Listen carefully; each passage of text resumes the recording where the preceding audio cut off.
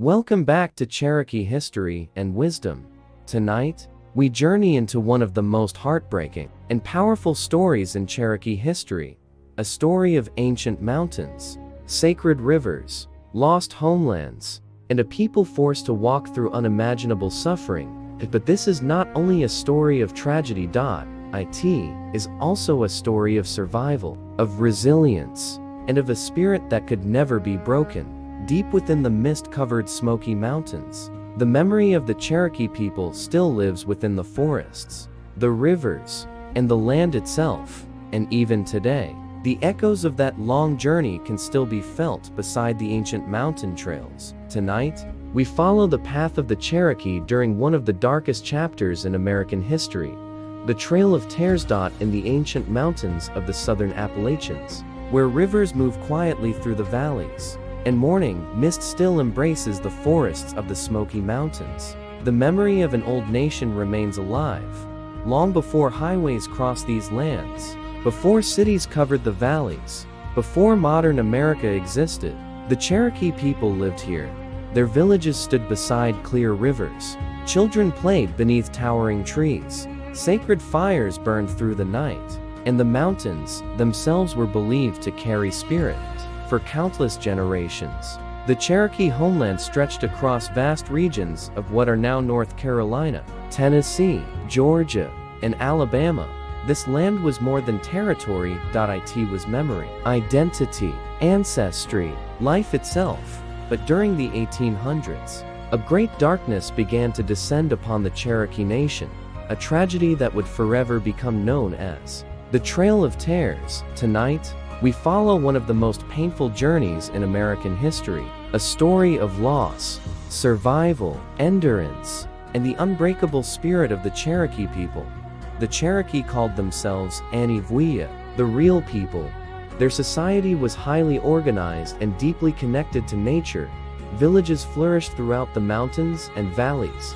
Families farmed fertile land beside rivers. Corn, beans, and squash sustained entire communities. Hunters followed ancient trails through dense forests. Medicine people gathered sacred plants from the mountains. Elders passed down stories beside evening fires. The Cherokee understood something modern society often forgets. Human beings are not separate from nature. They are part of it. Every river carried meaning. Every mountain held memory. And every season brought teachings. For centuries, the Cherokee world remained balanced, but far beyond the mountains, another world was growing. European settlers continued expanding westward across North America. At first, trade brought new tools and goods into Cherokee lands, but it also brought disease. Entire villages suffered from illnesses never before encountered. Smallpox devastated native communities throughout the southeast, and as settler populations grew, pressure upon Cherokee lands increased year after year. Roads expanded deeper into the mountains. Forests were cleared. Conflicts became more frequent. Still, the Cherokee adapted in remarkable ways. They created schools, printed newspapers, established a written language. Through the genius of Sequoyah, Cherokee Nation even developed its own constitution and government. Many leaders believed peaceful diplomacy could protect their homeland, but powerful forces were already moving against them, and everything changed after one discovery. Gold. In 1828, gold was discovered within Cherokee territory in Georgia. Suddenly, the desire for Cherokee land exploded. Thousands of settlers flooded into the region hoping to become rich. Greed spread quickly. Politicians demanded native lands be opened for white settlement, and soon, the United States government took action. In 1830, President Andrew Jackson signed the Indian Removal Act. Andrew Jackson Indian Removal Act. The law authorized the forced relocation of Native American nations living east of the Mississippi River. To the Cherokee, this was unthinkable. Their ancestors had lived within the mountains for generations beyond memory. The rivers held the stories of their people. The forests held sacred teachings. The land itself was part of who they were. Cherokee leaders fought the removal through legal means. One of the most important voices was Principal Chief John Ross. John Ross, believed the Cherokee Nation could defend its rights through diplomacy and the American legal system, and for a brief moment, there was hope. In 1832, the United States Supreme Court ruled in favor of the Cherokee Nation. The court declared that states had no authority over Cherokee lands, but the ruling changed nothing. The federal government refused to enforce it. Pressure continued growing. Some Cherokee leaders believed removal had become unavoidable. Others refused to surrender their homeland under any circumstances. Division spread throughout the nation, and then, in 1835, a small group signed the Treaty of New Echota without approval from the Cherokee government. Treaty of New Echota Treaty surrendered all Cherokee land east of the Mississippi in exchange for territory in present-day Oklahoma. Most Cherokee people rejected the agreement, but the United States government used the treaty as justification for removal. Time began running out. By 1838, the forced removal had begun. American soldiers entered Cherokee communities across the Southeast. Families were ordered from their homes at gunpoint. Many had only minutes to gather their belongings. Mothers carried infants into the unknown. Elders were dragged away from ancestral land. Children watched soldiers occupy their villages. Homes were abandoned. Sacred sites were left behind. Fields of corn stood empty beneath the mountains. Some Cherokee hid deep within the forests, hoping to escape capture. Others were imprisoned in crowded camps while awaiting removal. Disease spread rapidly through these holding areas. Fear filled the air, and then the long march west began. The journey would cover nearly 1,000 miles. Thousands of Cherokee were forced to travel on foot through cold rain, mud, snow, and exhaustion. Food was often scarce. Winter conditions became brutal.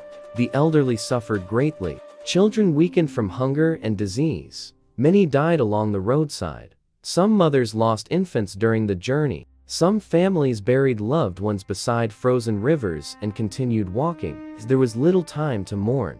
The suffering became so immense that survivors would forever remember the journey with deep sorrow. This became known as the Trail of Tears.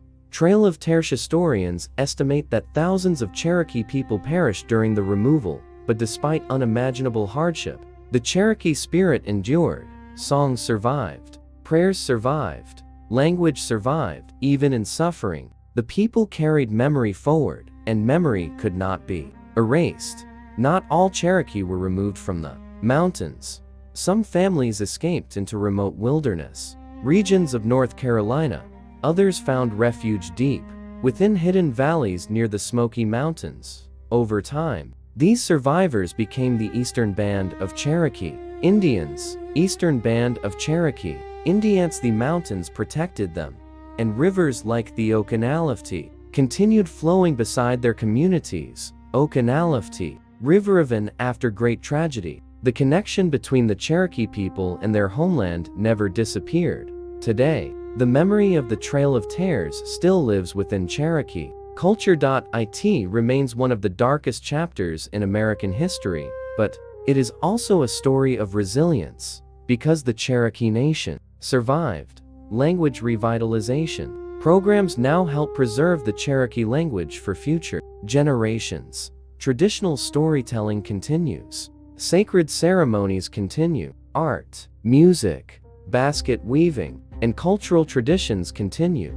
And within the Smoky Mountains, the spirit of the Cherokee people still remains alive. Visitors who walk beside mountain rivers at dawn often describe a strange feeling of timelessness, a silence unlike ordinary silence, a sense that the mountains remember. Perhaps they do.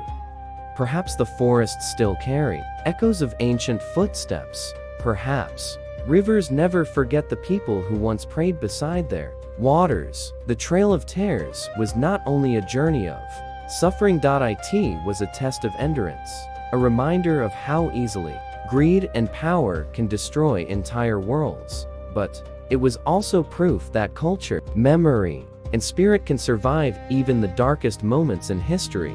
The Cherokee people endured, and through their endurance, Their wisdom continues flowing through the mountains like the rivers themselves. Today, the Smoky Mountains remain one of the most sacred landscapes in Cherokee history. Great Smoky Mountains wind still moves through ancient forests. Mist still rises over hidden valleys, and rivers still carry memory through the land. The story of the Cherokee is not only a story of the past. It is a living story, a story still unfolding. And perhaps, if we listen carefully to the rivers, the forests, and the mountains, we may still hear the voices of those who walked the trail of tears long ago. Thank you for joining us on this journey through one of the most powerful stories in Cherokee history. If you enjoy documentaries about history, nature, and the wisdom of ancient cultures, consider subscribing to Cherokee History and Wisdom. Leave a comment sharing your thoughts, and tell us what chapter of Cherokee history you would like to explore next. Until the next journey, Watto.